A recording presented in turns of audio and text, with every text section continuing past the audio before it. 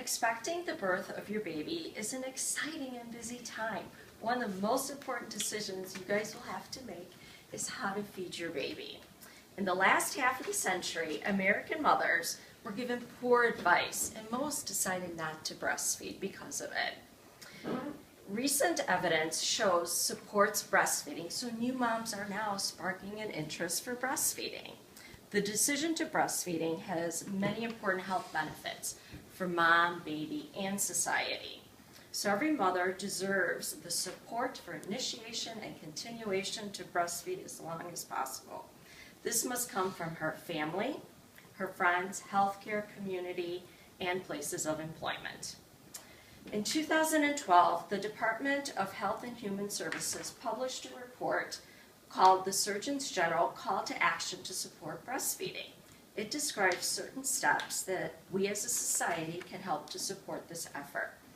The World Health Organization recommends early initiation of breastfeeding 1 hour after giving birth, exclusive breastfeeding up to 6 months of age with the introduction of solid food at this time, and exclusive breastfeeding up to age 2. In the United States, we are far from this goal. According to the Center for Disease Control, nationwide, in 2010, only 13% of our babies were being breastfed at 6 months. All moms want the best choice for their babies, and breastfeeding and breast milk is the optimal nutrition. Many mothers initially make the decision to breastfeed. According to the Surgeon General in 2010, 75% of all mothers were breastfeeding when they were discharged from the hospital. By 3 months of age, 2/3 of those had stopped breastfeeding and given formula. And by 6 months, most had given up on breastfeeding. And by age 1, it is rare in our country, and by age 2, it is extremely rare. Educating everyone in our society is essential for this effort to be successful. Breastfeeding benefits our babies. Early breast milk, which is also called colostrum, referred to as liquid gold, is rich in nutrients and antibodies which protect our babies. This breast milk helps fight many infections, and this protection is unique and specific only to breast milk. Formula cannot match it. Breastfed babies have less respiratory infections, GI upset, asthma, obesity, and type 2 diabetes, and sudden infant death syndrome, and also food allergies. It also has benefits for mothers. Your uterus contracts, so it shrinks, and then you get back into shape quicker. It also allows moms to rest while they are feeding. It builds a strong bond between the mom and baby. It is convenient. There's no mixing of bottles, preparation. There's no choices to decide which formula down the aisle you should choose. You don't have to get up in the middle of the night. Everything you need to feed your baby is right there. Breastfeeding also saves money. Formula and feeding supplies can cause a large amount of money. According to Kelly Bandana from Simple Dollar website, the average baby eats 25 ounces a day. That estimates to $1,733.75 a year. Wow, can you imagine what we could do with that? Well, the average cost of breastfeeding is nothing, except for maybe a breast pump, because you might need that, and the average cost is about $400. Still, breastfeeding is more cost effective. Breastfeeding benefits our society.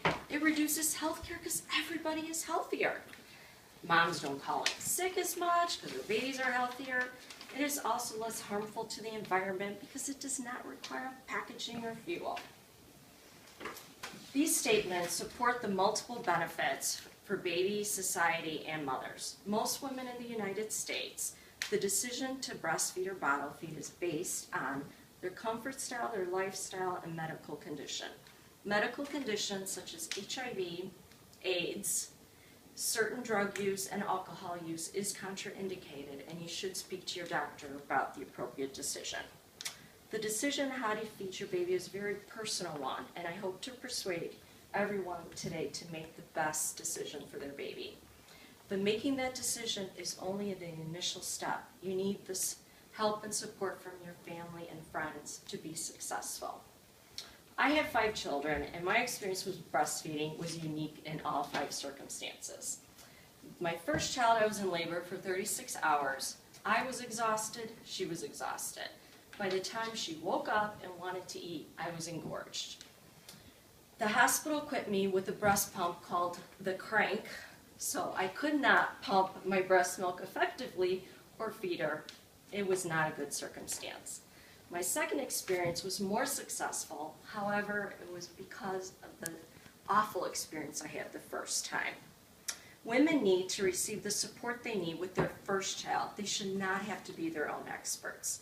In conclusion, breastfeeding provides undeniable benefits to babies, mothers, and our society. Evidence-based research supports that breastfeeding and breast milk is the optimal nutrition for newborns. New mothers need our support and our love during this process. Adequate breastfeeding counseling and support for mothers and their families is needed so they can initiate and continue this process. Working together and supporting each other, we can meet the Healthy People 2020 objective that calls for 60.6% of all of our babies in our country will be breastfed for 6 months. Thank you. Woo! Thank you.